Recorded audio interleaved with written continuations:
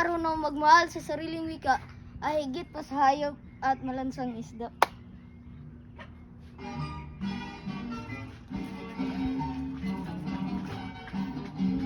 Maligayang pagdiriwang ng buwan ng wika. Ang buwan ng wika ay isang mahalagang kaganapan na taon nang ginagawa sa mga paaralan.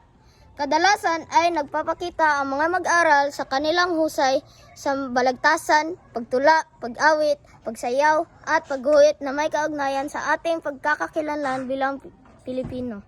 At sa taong ito ay napiling tema ay Filipino, wikang mapaglaya. Ating pagkaintindi, bilang batang mag-aaral at bilang isa Pilipino, ang Pilipino ay naging instrumento sa pagkamit nating kalayaan, pagkakaisa, pagkakaunawaan at pag-unlad. Naging makasaysayan ang pagdiriwang ng buwan ng wika mula sa pagmulat ng ating mga mata ng dahil kay Gat Jose Rizal, sa pakikipagbaka ni Andres Bonifacio, sa pagbuo ng ating pambansang wika ni Manuel L. Quezon, sa pagproklama ni Sergio Osmeña ng taon na selebrasyon ng Nooy Linggo ng Wika hanggang naging buwan ng wika, na pinatibay ni Pangulong Fidel V. Ramos.